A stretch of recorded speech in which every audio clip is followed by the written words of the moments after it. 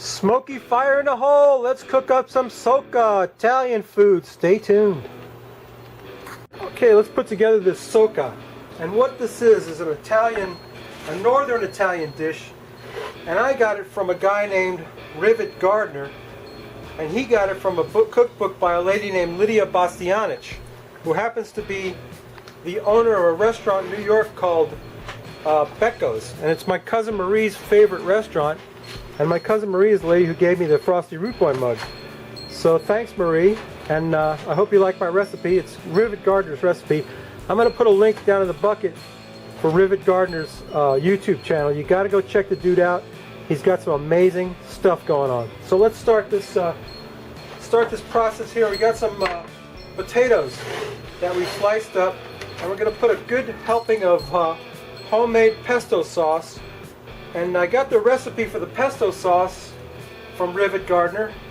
He makes it on his channel. You can go check him out. And then I got some extra virgin olive oil, which we're going to throw on there. A bit of extra virgin olive oil. And I'm also going to kick this up a little bit with some Tango spice. Rome is burning.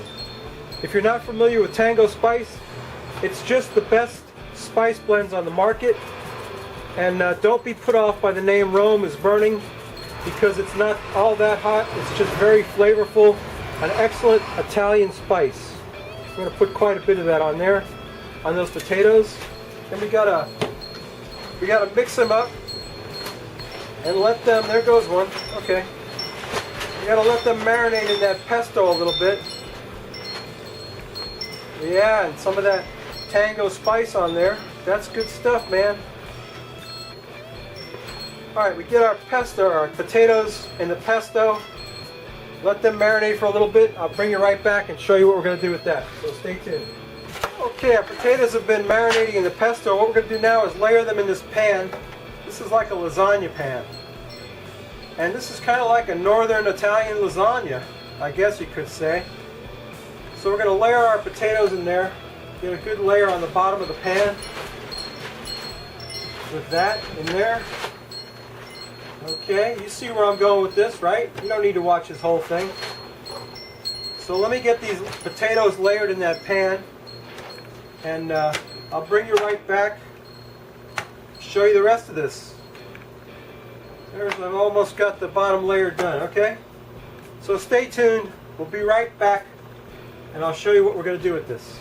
So for the next step of this, we've got our potatoes in the pan in a layer. We're going to throw some pesto on some top round steak that I've cut up into slices like that. And we're going to mix that all up, get that coated with that pesto. And we don't need any olive oil on that, just the pesto sauce. And get that coated up. We're going to let that sit for a little bit in that pesto sauce. Then we're going to layer that on top of the potatoes. So let's let that sit and marinate for a bit, and then we'll come right back. My meat has been marinating. We're going to lay that meat on top of those potatoes, like so. We've got a layer of potatoes and a layer of meat with the pesto sauce on it. And this is top round steak. I think Rivet said he wanted to use chuck steak, but he wound up with top round too, I think. But anyway, we're going to you see where I'm going with this. We're going to put a layer of meat on there. Pretty nice, huh? So far. Pretty good, some nice flavors in there. You got that Tango Joe's Rome is burning. That's good spice. You got the pesto, you've got the meat. You got the potatoes with the pesto on them. Get the rest of this done, and I'll bring you right back for the next step. So stay tuned.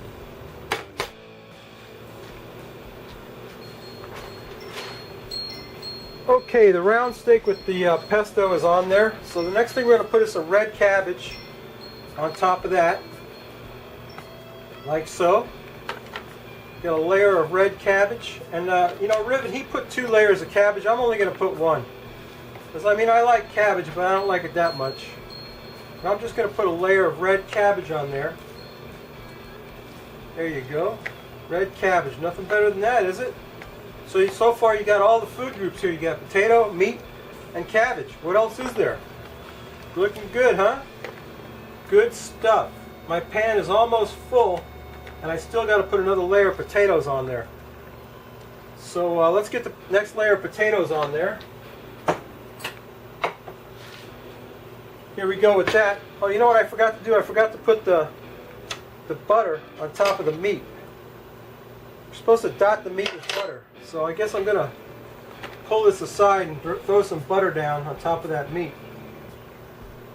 Not a whole lot, just a little bit of butter. Just going to dot it here and there. Okay, that's good enough. Screw it. What do you care? I don't care. Do you care? I don't. Okay, now we got a layer of potatoes on top of that. Yeah, baby. Looking good. Get that butter on there. Some potatoes, some more potatoes, another layer of potatoes. It's almost like a potato meat lasagna. There you go. Let's get that done. Yeah. Some more potatoes on there. Okay, let me get that done. I'll bring you right back.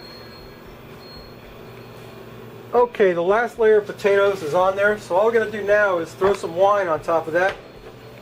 And I should have used Italian wine, but I got a nice Chardonnay that I'm going to throw on there. About a cup of Chardonnay.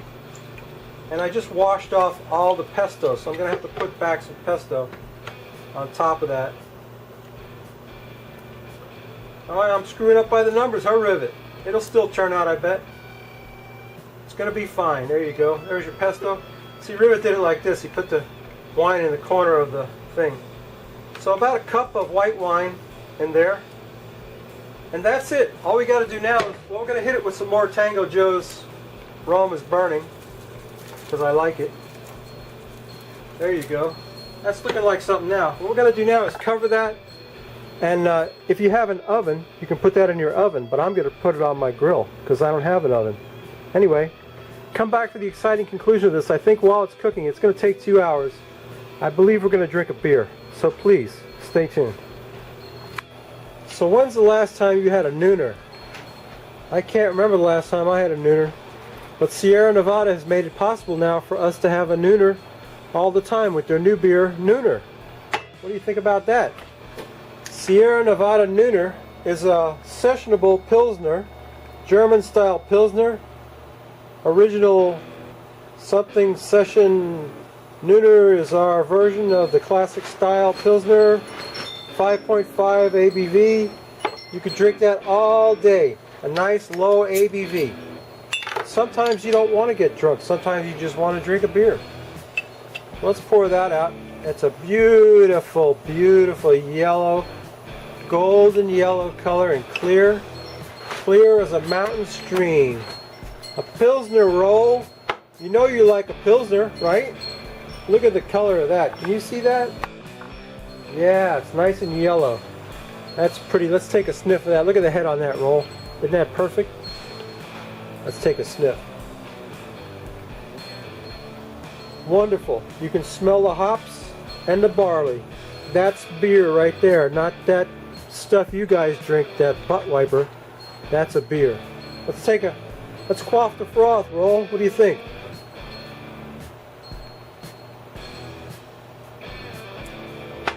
Ah, that's excellent. 5.5, I believe, is the ABV on that. Let me see, let me make sure. Oh, I'm sorry, 5.2. It's even less than I thought. But there you go, that's your Nooner from Sierra Nevada. That's today's beer. Okay, let's check in on our Socca, and we got to throw some cheese on top. So stay tuned. And so my Socca's been on there for about an hour and a half, and for the last half hour of cooking, what we got to do is put some cheese on there. Wouldn't be Italian without cheese. And I have an Italian blend, a blend of mozzarella, provolone, romano, asiago, and parmigiano cheese. And we're going to layer that on there. Those potatoes look good, don't they? So we're going to throw this cheese on there. Grated Italian blend of cheeses. Doesn't that look good? It's not exactly what they would serve at Becco's. They probably use real cheese and they probably grate it up right there at your table or whatever. But you know, this ain't Becco's. This is my backyard and my little YouTube channel right here. And I do whatever I want. I put whatever I want on there. So we're going to put some cheese on there. Just like that. Quite a bit of cheese, I think. I want cheese on there. I want the beef funk. I want it to get funked up. Okay, we're going to put the cover on that and let that rock for another 30 minutes. Then we'll take a taste of it. That'll be the end of the video. So stay tuned. Alright, my Socca's looking good. The cheese is all melty and brown. And I'm going to cut me off a piece of that and get that in a plate. Let's see what that looks like in the plate. Oh yeah, look at that. Oh, it's all melty and good. Look at that thing. How's that look? Not bad. Not bad at all. Let's zoom in on that. Woo, baby. Let that cool off a bit. We'll take a picture of it. And now we'll take a taste of it. Don't that look good? That potato with all that. Look at that beef and the potato on the bottom. Let's get a taste of that meat. Look at that meat. Don't that look good? Can you see that? Look at that. I'm going to take a taste of that. Oh my God. It's just as tender as it can be. Let me get some of that potato. Oh boy. That potato and that cabbage and that meat. Wouldn't you like to have some of that? I know I would. It's a little hot, but I'm still going to eat it anyway. Oh yeah. That stuff rocks.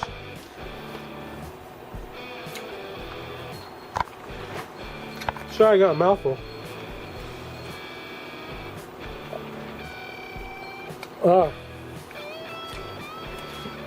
Rivet, that's a winner. Lidia Bastianich, that's a winning recipe right there. So that's my video, babies. If you like this crap, please subscribe. If you don't, I want you to go over and see a really nice lady who's in Sicily, of all places, where my ancestors come from. My recent ancestors, my mother, my father, Porto Empirico and Castellamare del Golfo, respectively. And this lady's in Sicily. I don't know where in Sicily. Her name of her channel is Sicily Selfies. She's a real nice lady. She's a real good cook. Go over and check out her channel and subscribe. Go over and see Rivet Gardner and subscribe to his channel. He's an amazing cook. And subscribe to my channel. You never know. I might cook something good next week. But you know what? Whether I do or not, I'll bet you we drink a beer. Yes, sir. See you next week.